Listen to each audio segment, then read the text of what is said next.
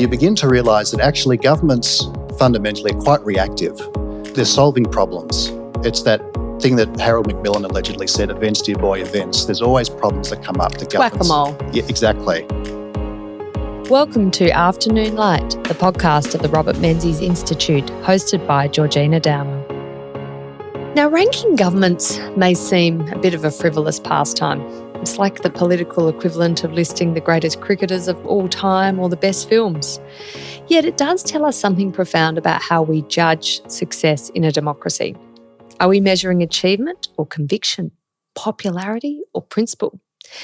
Since Arthur Schlesinger Sr. first invited American historians to grade their presidents, or way back in 1948, the exercise has spread across the democratic world, and with it comes controversy. Rankings are never neutral exercises. They are a mirror of our political values, of what we think government is for. Now, I've explored this topic before on Afternoon Light with Malcolm Mackerras, the renowned psophologist who has spent decades assessing Australia's prime ministers.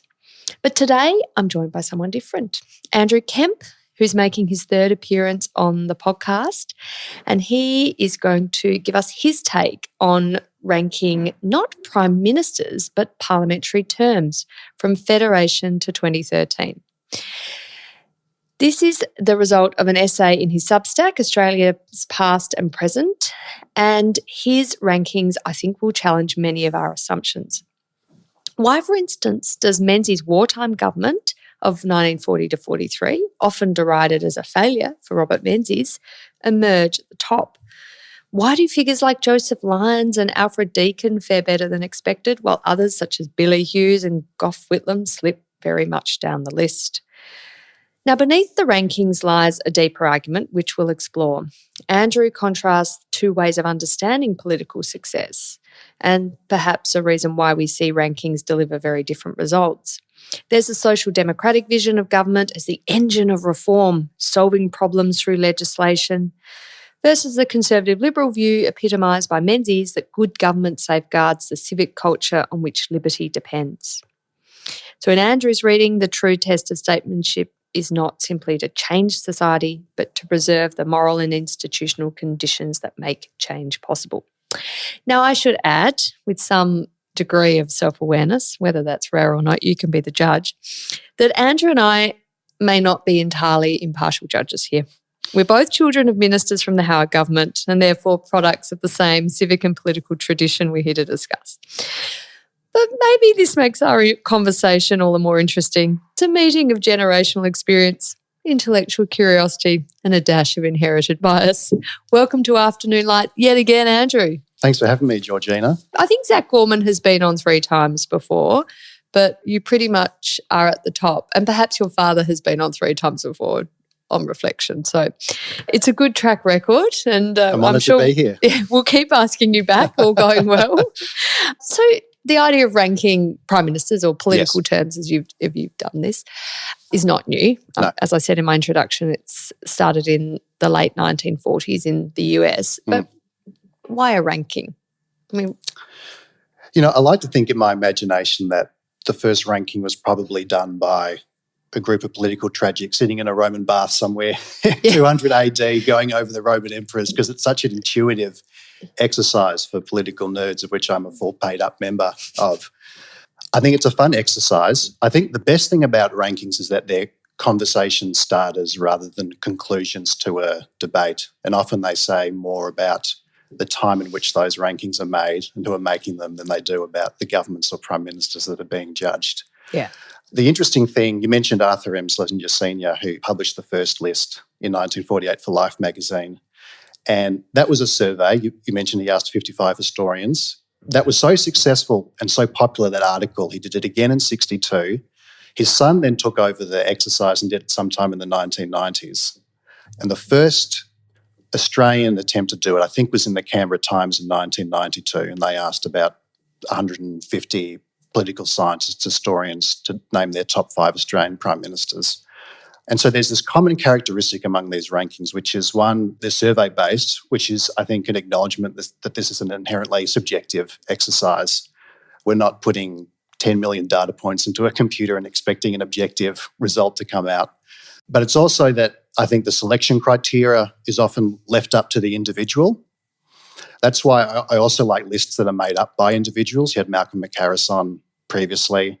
I think a good individual list has to be a little idiosyncratic because that's where the interesting conversations come from. Yeah, and his rankings were basically on how many times you got elected.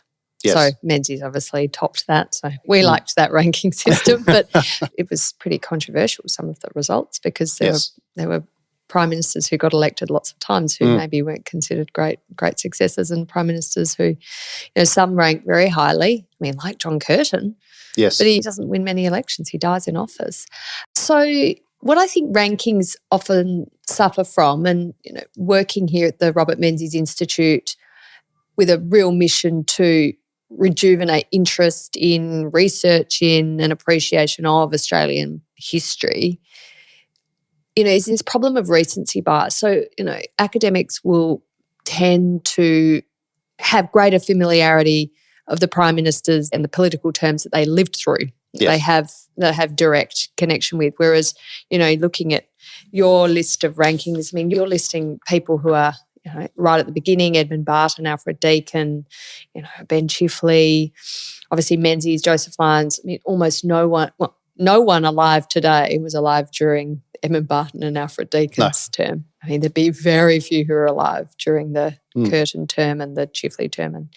And, Menzies, we're getting to the end of the road a bit there too. Yes. So those prime ministerships kind of go by the wayside as time goes on. And I think that's an inherent flaw in the ranking system. So it's interesting that you've chosen actually to stop at 2013. I did. To, I guess, be preventative of an element of recency bias, although some may argue that the last 12 years haven't been glory years of prime ministerial terms. Quite right, yes. No, I don't imagine any of them would get to the top 5 or top 10, but maybe they would. I mean, you never know how history will look on historical figures into the distant future. But you're right, I cut it off at 2013. I think there's a moment at which history becomes current affairs, and it's a bit of an arbitrary point.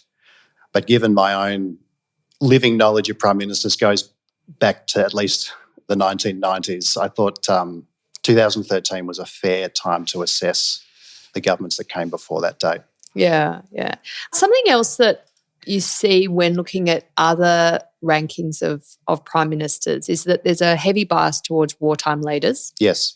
Heavy bias towards, and this isn't just for Australia, I should say, this is also, so there are rankings done obviously for America, UK prime ministers, I think Canadian prime ministers, German chancellors. So it's, popular across the democratic world. Yep. There's a bias towards these sort of mid-20th century welfare state architects, political founders. Yes. So I'm guessing that Konrad Adenauer gets a pretty big tick. And in the Australian context, there has tended to be a heavy bias towards Labor prime ministers over Liberal, UAP, Nationalist, you name it, the centre-right, basically. Yep.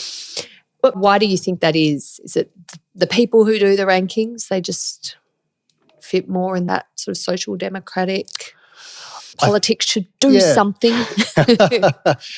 I think there's definitely an element of that in it. So Monash University have published their own rankings. I think they did it twice, once in 2010 and once more recently, 2020.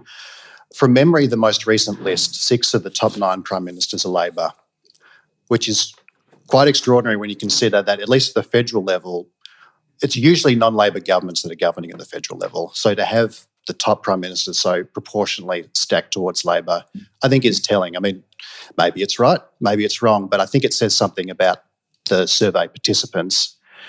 And I think, yes, they're academics. These are academics who are giving their answers, and academics tend to be more left-leaning. I think that's probably obvious. But to give them credit, I think there's a deeper reason for it also, which is how we understand government success, how we judge legacies, what makes a good government, and just what politics is more broadly. And you mentioned the social democratic view of government that I talk about in the article. And this is something the Monash University paper mentions, which is that there's probably a perception that Labor leaders tend to drive transformational change in Australia. They're the party of invention, of creating things, They create the welfare state, they're reformers, and that the so-called conservative governments are the party of resistance, and they're there to conserve what is more than to reinvent the wheel. That, I think, is probably a caricature. I think there's probably an element of truth in it, but that's one view of how government works, and there are other views of what good government is. And I contrast in the article the difference between the Menzies and the Whitlamite view of government. Menzies, I think, would look at that list and laugh at it a little bit, because he would see social change as being driven fundamentally by individuals, by people. Yeah. It's culture, it's technology, it's economics. The funny thing about the Menzies era is that it's so full of change. I mean, the Australia that he inherits in 49 and leaves in 1966 are fundamentally different. Yeah. In fact, probably the only comparable period is the gold rush almost. You start off with the British Empire and he leaves with the British Empire gone. Australia is yoked to the economy of the UK when he starts, and then it's reoriented towards Asia when he leaves. White Australia is a bipartisan policy that's entrenched in the Australian political culture, and it's terminal by the time he leaves. There's so much changing, and yet often the caricature of the Menzies era is one of passivity and resistance. And he would say, look, my job is to manage change and to administer it, and that what's important above all is the liberal culture and the health of the civic society of a society. And if you judge it by that metric, I think you'd come up with quite a different ranking list than if you judged it by the more Whitlamite social democratic methodology, which sees the parliament as the key engine of driving transformational change. Yeah, and that you push through the public will, or even mild acceptance. You push beyond that Yes. to drive an agenda. Yes. And you use the parliament as a vehicle for doing that. Yes. Often, there's been criticisms of the Gillard government, but it was often, and especially because it was minority, defended for the amount of legislation it was able to get through. Yes. And, you may say, well, number of bills passed, is that a metric for success or failure? Yes. You basically argue that that's irrelevant. You can pass a lot of bills. They can be bad bills. That's right. It can be absolute disasters of legislation. Yes. But it was interesting in the I guess the debates around, was the Gillard government a success or not? And she obviously was a very symbolic prime minister because she was the first female prime minister. Yes. That would be the kind of metric that was shown as a mark of success. Yeah, that's right. And Whitlam has this terrific line in his memoirs of his time in government, and I'm probably paraphrasing it, but he talks about his first term, and he says, in our first term of government, our cabinet made 1,600 decisions, and our government introduced 250-something bills, and 230 of them were passed, and we set up 94 inquiries and task forces, and they produced 32 reports in the first year. And I think that is the Whitlam view of what government should be doing. It's policy activism. It's the parliament that is the engine for changing Australia and making it better. Menzies would never write something like that. He would, I think, have a very different idea about what government should be doing, which is to really be an administrator, to manage change rather than to drive it from above. And you're right, I think most lists that I've seen that tend to ask academics to give their rankings, I tend to think follow that social democratic view of what a successful government looks like. And part of the motivation for doing this ranking was to change the criteria a little bit, to say, if you judge successful government by this criteria rather than that, what changes? What does the ranking look like then? I think too, looking back on the Menzies years, which it's 18 years of government in total, there's a lack of triumphalism about the achievements. And, Menzies' successors don't turn back to the Menzies era and say, isn't this amazing? We did X, Y, and Z. We did commerce agreement with Japan. We had a 3 million person migration program with no social kind of problems, basically. We doubled the number of universities. We tripled the number of students able to go to the universities. Yes. We started the Reserve Bank of Australia, the PBS. All these sort of major achievements. They don't frame the success of the Menzies governments in those terms, because, as you said, it is more about what was the individual able to achieve during that period. That this was a period where the individual could buy a home, Yes. have a family, send their kids to a school of their choosing, and then the child could go on to a university, that there was jobs aplenty, Yes. that people weren't on their knees economically. And that's sort of the individual storytelling, not referring particularly to what people in Canberra were doing.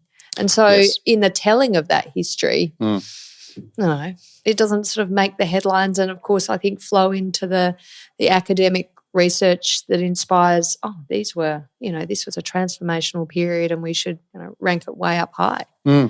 Yeah, I agree. And the interesting thing about Menzies, I think, is he finishes his time as Prime Minister in 1966, and when he visits the Keong Electorate Conference and he announces that he's going to resign, he says, I think our government's greatest legacy is its administration. And I remember when I read that when I was a university student, I thought, well, that's pretty boring. That doesn't sound like a very exciting thing to say when you've just been Prime Minister for so long.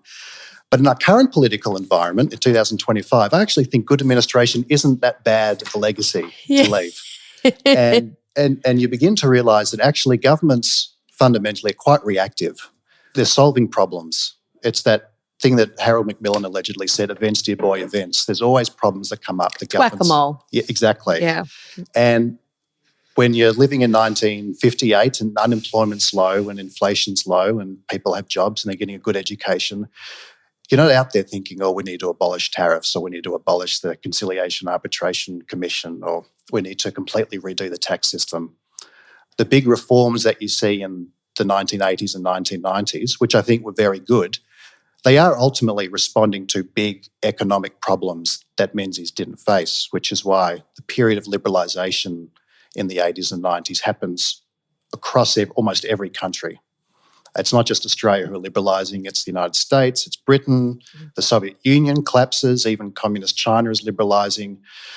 So that means that there's something fundamentally changing in the broader international economy, and governments are reacting to it. They're not just leading from the front.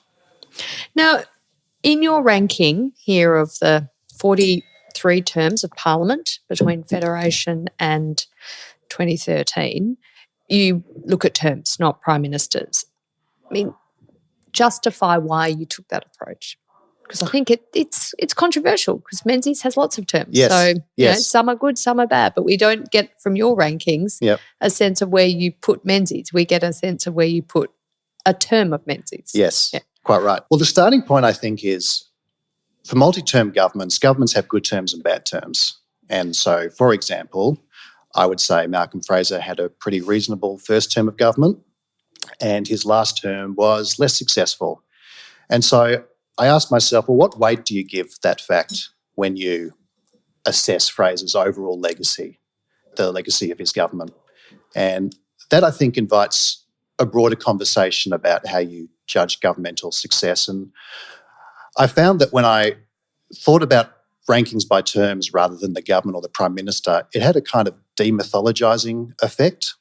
So much of our perception of historical figures is what they come to represent and what they symbolise. So there is a huge myth behind Curtin and a myth behind Whitlam. And I don't even mean myth in something that's fictional. I mean myth as in what they come to symbolise and represent that's based on fact. But when you then ask yourself, well, what's different between Curtin from 41 to 43 and 43 to 45? Or what's different between Menzies in his first term compared to the middle of his prime ministership? You force yourself to ask different questions. You remove yourself from the symbolism and you have to ask specific questions about, well, what happened in those years? What were they trying to do? What problems were they trying to solve? And that, I think, tells a more interesting and maybe even more accurate story of Australia more generally. Yeah. And so you look at a term, how do you judge it to be a success or a failure? What are the criteria you use? Well, there's a few criteria. There's the obvious criteria of what problems were they trying to solve and did they successfully solve them? So what's the expectation of that government? Whenever every 3 years or 2 years, sometimes even 1 year, Australians go to the polls and they ask themselves, which party is best placed to solve Australia's problems at this present time? And so there's a question of, well, do they meet that expectation? Mm-hmm. Now, often how Australians think that party met the expectation then differs to how an historian might think they met it 50 years hence. But then there's other criteria as well which I wanted to give some weight to, which I think tends to be less discussed, which is leaders and governments, what rhetoric they use. Do they show moral leadership in the decisions they make? Are they a unifying government, or is what they do more divisive? I'm very interested in the civic health of Australia and what governments can do to either promote or detract from that, which I think is an important element of governing beyond simple legislative achievements. Yeah. And I mean, there's also the macroeconomic conditions, I think, that are important in your rankings, as well as if there's a crisis, how do they manage it? That's right. Yeah. I mean, crises are, maketh the man or the woman or the leader or the Prime Minister, indeed. don't they? Yeah. Yes. I'm a former economist, so obviously I have to throw in some economics in there. So, I mean, managing the macroeconomy sounds very dry and boring, but it's actually very, very important for a stable society. And so I give extra weight to that. Was it George W., who said it's the economy, stupid? Or was it Bill Clinton? I'm right, misremembering. Clinton. Yeah, it was Clinton, Yes. wasn't it? I mean, it is. In the end, it all boils down to the economy. That's right. Yeah, stupid. I mean, that's the great tragedy of Germany in the 1930s and 20s, is the collapse of the German economy and the political vacuum that left. And Australia's never had something remotely coming close to that kind of crisis. But there have been decisions made which have been very good, and there have been economic decisions made which have tended to, I would say, make the economy slightly less stable. I mean, I find Whitlam is an interesting figure in that regard because he is a very activist government. I think he makes a lot of good decisions, but his macroeconomic management, particularly in his last term, was terrible. And I think that... And you put him in 42nd place. Yes. Out of 43 for that reason. Yes. It was contradictory. The monetary policy was trying to do one thing and the fiscal policy was trying to do another. It didn't make a lot of sense at the time. So you're right. I downgrade Whitlam for that, despite the fact that he does a lot of important social policy, which I don't discount. I think his first term was significantly better than his second term in that regard. But, they're the considerations that I take into account. I mean, Chifley is someone... We talked a bit about Chifley before we started recording, but his macroeconomic policy wasn't too bad. The economy is pretty stable under Chifley, and I think that's to his credit. And I think that's Menzies' great achievement as well. Very different international economy during that mid-century. We've got fixed exchange rates. They didn't have the freedom to use monetary policy the way we do because of the way our exchange rates were fixed and regulated at that time. But you're right, macroeconomic stability, very, very important, I think, to any successful government. Okay, so now we're going to scrutinise your rankings in more detail, because this is where the rubber hits the road. And we will put this in the podcast notes, so your Substack article, so people can refer to your rankings and the body of your article as well, which is great. But just to give a bit of a flavour, number one term, 1940 to 43. So you have Robert Menzies, Arthur Fadden for about 2 minutes, and then John Curtin. Last is Billy Hughes in 43rd spot, his term 1920 to 22. And then, it's all in between. Very interesting to note, I think here, when you were talking about Malcolm Fraser, he gets in very quickly, obviously through the dismissal. It's his second term, really, 1976 to 77. You've got quite high in 9th place, but then his last term, 1980 to 83, before he loses to Bob Hawke, you've got him on 40th place. So one leader gets, basically at either end of the scale. Yep. But let's talk about number one. Yes. The Menzies, Fadden, Curtin governments of the 1940 to 43 term. Obviously, bang in the middle of World War II. Menzies has declared war, announced the declaration of war in September 1939. He is Prime Minister of a minority government. He needs the support of independents in the 1940 term, and then comes a cropper in 1941 and resigns August. Fadden quickly takes over, and then there is no election, but the Governor-General calls on John Curtin, the Labor opposition leader, to form government. And if you look at masses of rankings, as we have just been discussing, they often put John Curtin as, number one. He's our wartime leader. Yep. He leads us almost to victory. In fact, unfortunately for poor John Curtin, he dies just before the formal end of World War II. Mm-hmm. But, the fact that he, is the Prime Minister during the fall of Singapore, and he is the Prime Minister during the bombing of Darwin. These are obviously key moments of crisis for Australia, and through his rhetoric, he shows incredible leadership and that sort of sense that he's holding the country together. Yes. So that's my take on that term. But you've put it number one, which I think is relatively controversial, given it was a bit of a bumpy period for all involved. So justify your first place. Well, the 40 to 43 term is almost an outlier of all the terms since Federation, because it's the only time in Australia's history where the sovereignty of the country has been under direct and immediate threat. There's World War I, of course, but the Japanese threat is something else entirely. People aren't building bomb shelters in their backyards in World War I like they are in the Second World War. I think when a country is under that kind of threat, the expectation and scope of government narrows considerably, and it takes on a unique kind of clarity, which is to protect Australia. And you'd have to say that both the UAP government and Curtin broadly achieved that. And I put it at number one, almost also to suggest that Menzies' time as a wartime Prime Minister isn't that bad. It's not without flaws. He's not a Churchillian figure. Well, you note that Paul Hasluck assessed his first term as administratively a success, politically a failure. Yes. Yeah. Yes. So the 40 elections is at the end of that year, and then there's a Christmas break. Menzies goes overseas for 4 months. He goes overseas, I think, for a pretty legitimate reason, which is that he knows that the European front is going to distract the great powers from what is happening in the Pacific.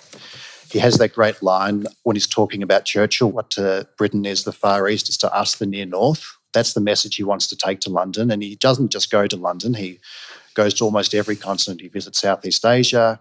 He's in Africa and Egypt. He obviously goes to Britain. He then visits the United States. It's a big trip. And I think the message he's carrying is the right one to carry, which is, guys, we need to focus on Singapore and we need to focus on the Far East. He comes back in May, and in June he announces what he calls the unlimited war effort, which is effectively the complete reorganisation of the whole federal apparatus of the government. The cabinet expands from about 12 to 19.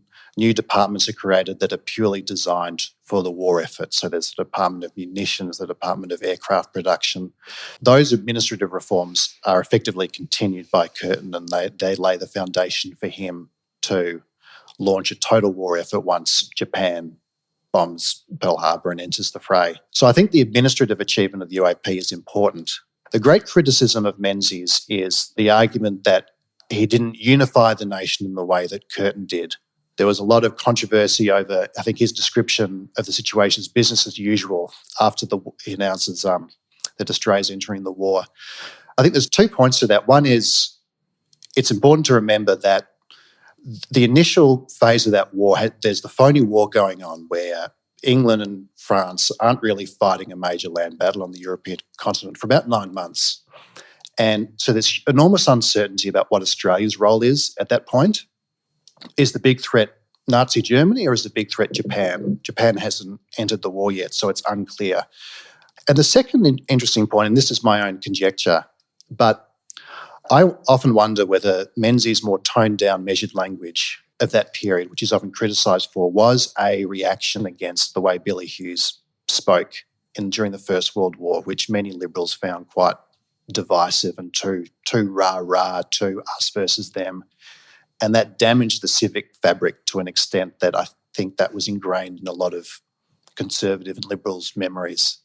And Menzies, who I think is quite a liberal-minded person, probably was trying to avoid that kind of rhetoric.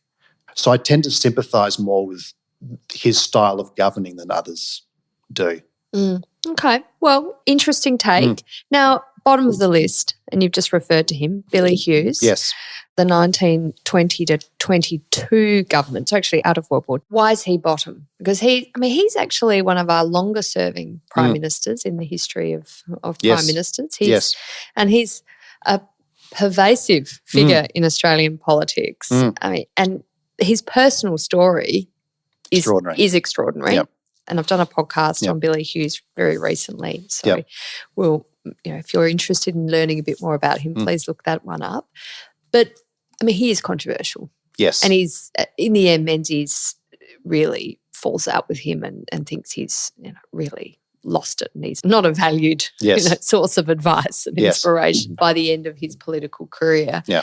But you put his 20 to 22 term absolute rock bottom just below Whitlam and Fraser's 74, 75 term, which is the dismissal, of course. Yeah. Yes. Yeah. And I should say, when I list the dates, these are the dates of the opening of Parliament and the dissolution of Parliament. So the election that I think is the 1919 election. So this is peacetime Billy Hughes. So the war is over. Hughes and Curtin are a fantastic contrast because Curtin is someone who hates war. He's an innate pacifist. I think people kind of sympathise with that personality of Curtin's. They understand the sacrifice and the violent nature of war that Curtin understands, and Hughes is the complete opposite. Curtin's health is destroyed by the war. Hughes seems to get sustenance out of the First World War. He only grows because of it. But once it ends, the kind of leader that Australia needs is not the Billy Hughes type of rah-rah leadership. He's quite divisive. His legacy, his legislative legacy in that term often is to either extend or keep a lot of the wartime controls. So there's the War Precaution Act in that term, which extends and keeps in place a lot of the restrictions on freedom of speech, freedom of assembly. There's the changes he makes to the Immigration Act, which gives more arbitrary power to the federal government to deport undesirables. Tariffs go up. He bungles the industrial relations problem, which is very, very big at the end of the war. And I think above all, we talked earlier about the idea of encouraging a strong civic culture. Hughes lives on political division. He's a political brawler, and that's where he's best. And maybe in a war, that's what you want. You want someone who's a brawler and someone who wants to win. But in peacetime, when Australia needs to settle down, Hughes is out there saying, this is a paraphrasing a quote of his, but I'm against profiteers, I'm against Bolsheviks, and if I had my way, I'd shoot them both. Right. And the civic fabric, I think, in the 1920s is pretty damaged. In fact, I'd say that 1920s is one of the worst decades that Australia's had, because coming out of the war, there's so much trauma, there's so much economic issues that we have to deal with, that Hughes is just not the kind of leader Australia needs. And then there's the way, I don't talk about this in the article, but he's replaced by Bruce. And part of the things that Bruce wants to do is completely change the way Hughes runs his cabinet. Hughes is someone who will walk into the cabinet room, not really know what the agenda is, come up with a brainwave of what he thinks is a good idea. The cabinet says, no, it's not a good idea, and the cabinet meeting finishes. Right. So I put Hughes as last for that reason. Yeah. But, I mean, some of his other terms weren't so bad. You put him 23rd for his 17 to 19 term. Yes. So, that's okay. And then the term between 1914 and 17 is 32nd, the Fisher-Hughes term. So, he sort of bumbles around. He's mid-tier and then, then really bad. I mean, things got so bad for him, he kept Parliament recess for 6 months because politics was so unworkable. So, Yes, that's right. Yeah, that's not a great term. No. You're right. Which prime ministers' performances do you think varied most over their years in office? I mean, you have a Menzies, albeit with Fadden and Curtin at the top. Yep. And then the next time you rank Menzies is number 4, the 56 to 58, which you believe is his best ever term. And then he's 13th, and then he's 16th, and then you put him again at 24th, and then at 31st, his 59 to 61 term, I think, is his worst one. So, he's quite wide-ranging. He is. In terms of where he falls. He is. Is that typical, do you think? Because prime ministers just, as you said earlier, have good days and bad days, good terms and bad terms? I think so. I mean, part of the reason why he varies so much is because he has so many terms. Yeah, yeah. I think there's been 7 prime ministers who've had at least 2 full, complete terms. So there's Hughes, there's Stanley Melbourne Bruce, there's Joseph Lyons, Menzies, obviously, Malcolm Fraser, Bob Hawke and John Howard. Now, if you look at all of those, you could make the case that almost all of them have their best terms at the beginning and tend to fall off at the end. The one exception, I think, is Menzies, which is fascinating. He, to me, is the outlier of that group. In fact, I think he actually starts a bit rocky. That's the thing that many people forget is Menzies in 49 to 51 is still perceived, even by some in his own party, as damaged goods. He's the Prime Minister who had to resign in 1941. And can you win with Menzies? The economy is a bit rocky in 51. There's the horror budget. And it's really, once the Labor Party splits in the mid-50s and Menzies becomes the dominant figure of Australian politics, then his legacy begins to change a little bit. So you're right, I put his 55 to 58 term as his best. But you're right, for the other prime ministers, what I find typically happens is they come into government because they are regarded by the Australian people as the leaders in the government to solve the problems at the time. And then after a while, people get tired of them. And maybe the problems change, the events that they have to respond to change, and they're not quite the right person for the job. And then the next person comes in. I mean, when you look at your rankings, you can see a lot of variation with Malcolm Fraser. Yes. With Howard, Hawke and Lyons. I mean, Lyons is a really interesting one because you have him number 2 for his first term. Yes. I think 32 to 34. I mean, Lyons is blessed in that term because he's taking over from poor Scullin. And, Scullin gets the Great Depression. So he does. Wall Street crash. Yeah. He's 38. I have a bit of sympathy for Scullin. I think, yes, he managed things badly, but he had to deal with Jack Lang. So, yes. Really. Yeah. I think his hair goes from black to white in a span of about 9 months. Yeah. But Howard, who both of us are uniquely familiar with, you rank him best at 5th and then 10th. And then, he's coming in at 20th and then all the way down to 28th in the final term. So he's has a varied career in your mind. He does. I mean, the Howard example is, I think, almost a typical example, which he wins in a landslide in 96 and he comes in with a very strong agenda with a number of very clear problems that have to be resolved. So there's the budget problem, there's a great degree of fiscal consolidation in his first term, there's the industrial relations problem, and then there's the tax reform he announces at the end of that term. The Joseph Lyons example is interesting, and I put Joseph Lyons at number 2 as an example of a very successful prime minister who did not come in on the basis of, I have this enormous reform program that's going to completely change the Australian state. He comes in at the low point of Australia's civic health. Australia kind of staggers through the 1920s. There's no roaring 20s in Australia. It's a time of high unemployment and great political division. And Joseph Lyons is the unifying figure. I mean, his party is called the United Australia Party, which I think tells you what their political priority was. And his job is to end that kind of political division, unite the country, and give Australia the credibility to basically borrow the money it needs to survive the Great Depression. So if Menzies and Fadden and Curtin face the existential crisis of war, Lyons is the Prime Minister who faces the existential crisis of the Great Depression, and I think he handles it very well. Yeah.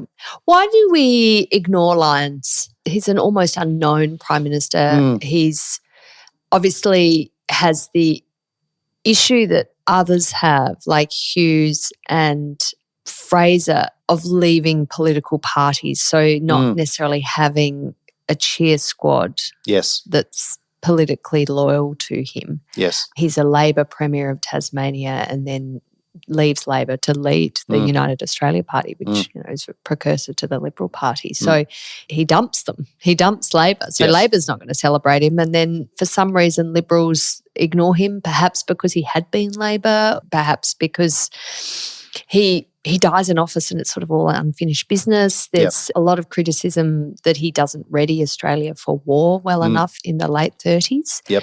And Menzies has to do quite a lot of scrabbling after he dies to deal with that lack of preparedness. But, I mean, the way you tell it, he's able to resuscitate an Australian civic culture that was basically on life support. I mean, Wilfred Kent Hughes, who was a key figure in non-Labor politics and becomes a Menzies minister, in 1933 he writes an article, "Why I Have Become a Fascist." Business leaders in that period were urging John Monash, our celebrated World War I general, to become a dictator. Such was the state of Australia in the 1930s. And Lyons was able to hold the show together. Yeah, that's right. I mean, the story of Australia in those first few decades after Federation are fascinating. It begins the century with a very strong Liberal culture.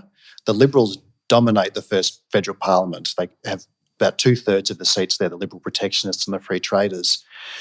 Once the First World War comes, that culture takes an enormous hit. I mean, Hughes splits from Labor. He forms the Nationalist Party, so the fusion Liberals make way for the Nationalists. Then the Great Depression hits and the United Australia Party is there to solve a specific problem. The fascinating thing about the rise of Joseph Lyons is that it's underpinned by this unprecedented surge of civic enthusiasm for changing the way politics is conducted. The citizen groups that emerge in the early 1930s number to more than 150,000. I mean, these are enormous groups of individuals who are simply sick of how Australian politics, at least at the federal level, was run. They saw it as very sectional, as pleasing vested interests rather than trying to support the broader public. And Lyons seems to be the only individual who was able to harness that kind of groundswell of anger and support and turn it into something fairly positive and unifying, which I think is an enormous political achievement that doesn't get enough credit. I think partly because, it's not a legislative achievement, it's not a reform program, it's pure political skill and it's moral leadership, which is something that's very hard to measure. It's culture too, isn't it? It is. And democracy, I think, lives or dies through democratic culture and the health of it. Yep. Another leader who's always very high up in the rankings is Bob Hawke. And I think he's another person who really is very good at democratic culture. He's a consensus builder. He's obviously a moderniser in terms of our economic reforms through the 80s. Yes. You have him at number 3 for his 83 to 84 term. Yes. And then his 85 to 87 term you have at number 8. So he's twice in the top 10. So the only other leader who features twice in the top 10, I think, is Menzies and Howard, I should say. So he's a significant Prime Minister in your view. What is it about Bob Hawke that in those two terms that make them worthy of a top 10 ranking? Well, Hawke is a consensus politician. He is a unifying figure. That's what I think he's innately drawn to. There's a story of the 1975 dismissal where on the day, on the 11th of November, Whitlam's dismissed. There's enormous anger in the union movement about what's happened and they want to go on strike. And Hawke is the man who's cooling the temperatures and saying, no, don't do that. Don't do that. Let's just see it through. And then I think is how he really conducts his prime ministership. You wouldn't have expected Bob Hawke to be this enormous economic reformer prior to 1983. That's not what he's campaigning on. But what he does so brilliantly is he is able to marry this urgent need for economic reform with a broadly Labor social policy agenda, but a huge love of country underpinning that is able to bring Australians on what is quite a controversial reform program. And Howard is really the successor to that. And Howard's great achievement is to carry on that legacy by being able to carry on quite a radical economic liberal program, but also have that social conservatism behind it. So he's able to bring Australians along quite difficult changes. So that's why I think Howard and Hawke are so high, not just because they're reformers and they do reforms that we happen to like, but their enormous political success in being able to enact change and bring the public along at the same time. I find there's something very democratic about that, which I think is in contrast to someone like Keating, who's one of his terms I actually think ranks quite highly. Yeah, you put the 93 to 96, actually his final term, yes, as 11. Yeah.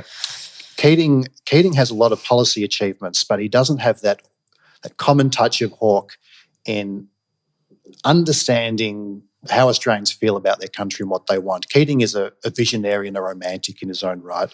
A lot of people love him. But Hawke, I think, and Howard tend to be much more grounded in what, say, to use a technical jargon, the median voter likes. Yes. And I think that's an important quality to have. Yeah, and Howard's appeal to, so-called mainstream values. Yep. Two last rankings I'm going to talk about, and because otherwise we could talk all day. So interesting. But Ben Chifley, you've put his 46 to 49 term at 7th. Yes. We've talked about Ben Chifley before on this podcast, and I distinctly recall you saying that term where Ben Chifley pushes for, unsuccessfully, the nationalisation of banks in Australia, that really is the term that creates the Liberal Party, because it gives Robert Menzies, with his brand new Liberal Party, something very tangible to campaign against. That's an example of socialism, nationalisation of an entire industry, putting the hands of banking into the state control.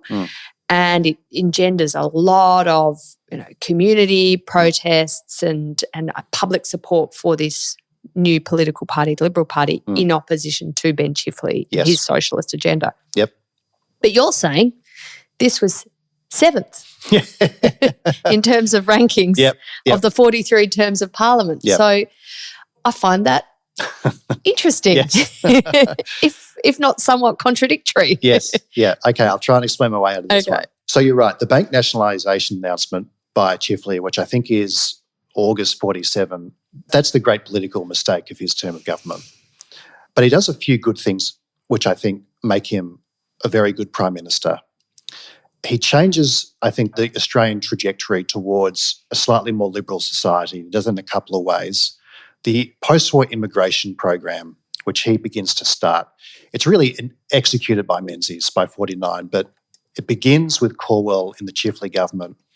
That, I think, is a very important achievement in reviving not just Australian culture, but just Australian national development, the development of Australia as a nation state is underpinned by that immigration program, which begins by Chifley. It's the beginning of the cracks appear of the White Australia policy under that program, which is important. The Snowy Hydro scheme, a great symbolic achievement, a great important economic achievement under Chifley. I think his macro policy, is quite important. The paper on full employment comes out in 1945. That really lays the basis for how not just Chifley but Menzies think about the broader macro economy, the interaction between fiscal policy, monetary policy. It's dry stuff, but it's very, very fundamental to how Australia's economy evolves over the next 30 years until the Bretton Woods Agreement and that period of fixed exchange rates tend to unravel in the 70s. So those achievements, I think, make Chifley, on the whole, a good government. It leaves a good legacy, but you're right. I mean, that's such a fatal mistake, the bank nationalisation announcement, that it's a mark against his government. But the record overall, I think, is not bad.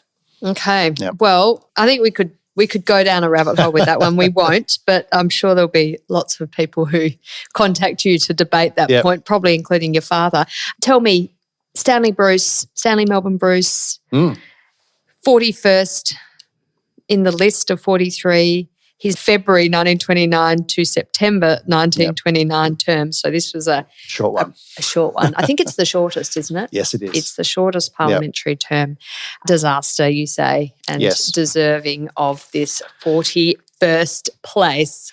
Yeah, he's a fascinating figure. There's the paradox of Stanley Melbourne Bruce, which as an individual figure, he's quite remarkable. He becomes Prime Minister at the age of 39.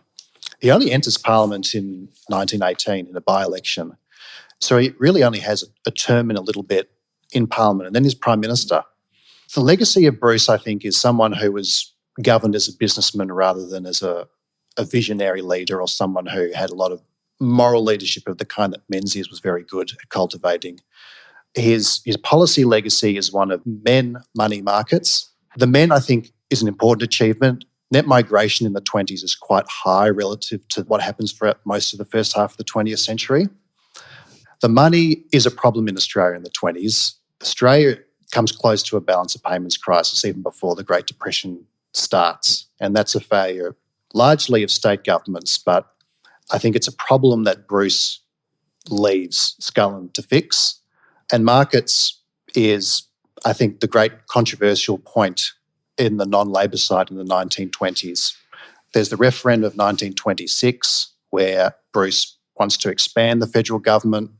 A lot of Liberals don't like it. Robert Menzies is someone who doesn't like it. Bruce is seen as someone who probably thinks more about government as running a business rather than running a liberal society. And he backflips in 29. He wants to expand the federal government's power of industrial relations in the mid-20s, and then he realises that's not going to work. The referendum's been rejected, so he almost wants to have the federal government take all responsibility out of it. That, to me, was the great political failure of his leadership, and the term only lasts 7 months. He loses confidence on his own side, and Scullin comes in a landslide. But you do say that he at least had the dignity of, allowing an election to be called. Yes. Whereas Whitlam did not, yes, despite not being able to get through the supply bill and the Parliament being in a complete deadlock. Yep. And so you do put Whitlam below Bruce, yes, because of that reason. So he comes in at 42nd place, yes, because he sort of really damages the reputation of Australia's institutions of government through the dismissal. But we have run out of time. So I would love to keep talking about this, Andrew, but thank you once again for coming on Afternoon Light. Great discussion. Thank you. Really interesting. Lots of controversy, and I'm sure even you, as you go on, might change your mind about some things. I know Malcolm has over the years, and I'm sure Paul Strangio and the good folk at Monash have changed their mind over the years. That's right. So it's a fascinating exercise. So thank you.